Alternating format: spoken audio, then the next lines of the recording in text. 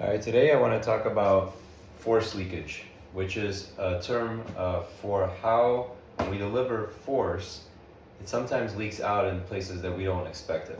And this is a problem with generally coordination because our body is very complicated. There's lots of joints. Everywhere we have joints, here, here, here. We have hundreds of actually little joints in our body and maybe 7 major joints that people think about, like shoulders, elbows, wrists, things like that. Even if we focus on the major joints, there's lots of ways to mess up even something simple like a punch.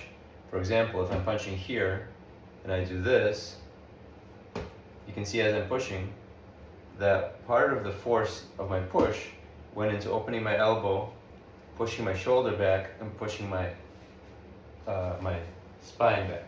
So this force that I generated here, which should be going into the bag, is pushing me back, right? So this is wrong. Now, if I punch correctly, then this part all stays and everything only goes forward.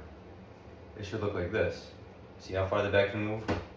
This is no force applied at all. It's very, very slight, but I'm doing it correctly in that everything is targeting into this bag. A lot of people, amateur boxers for example, they punch, they're gonna do this kind of thing. Okay, you are coming back maybe to cover yourself, whatever, but as part of this motion, if you look at what's going on, you can even see visually on the screen, I start here, my force leaked back, instead of even this. Even if we're not talking about the classical Wing Chun punch, but even a boxing jab, this versus this makes a big difference. Now the force isn't leaking back. And this has to do all the way down to your feet. So if you're not balanced, if you're standing, for example, on your heels and you punch, then part of the force is going to throw you back at your ankles. You're going to leak force out of your ankles. Same thing with your knees. If when you punch, you do this, throwing your hips out, for example, part of the force leaks into your hips. If you drop your weight, you want to try to drop your weight, that makes sense.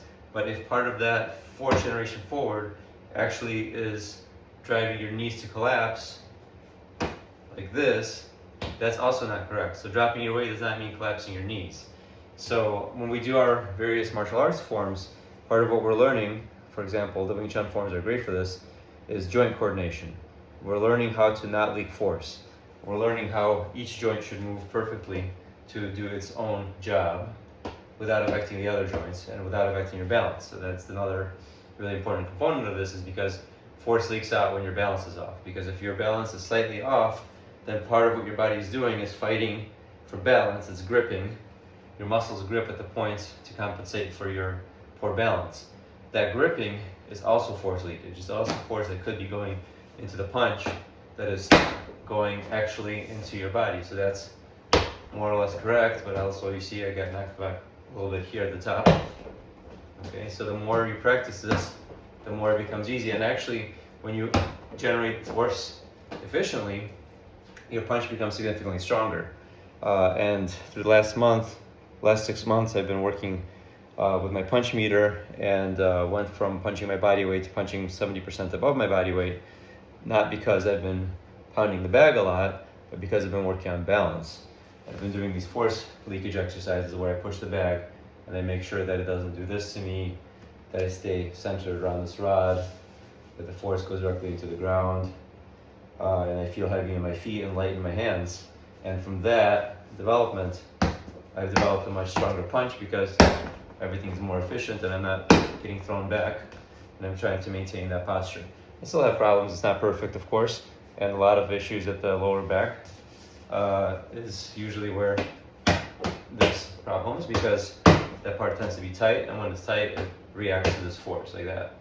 So we try to loosen it up, and then this I'm applying very little to the bag, but this is a 70-pound bag that I'm just giving a light tap to, but I'm doing it correctly and so it moves.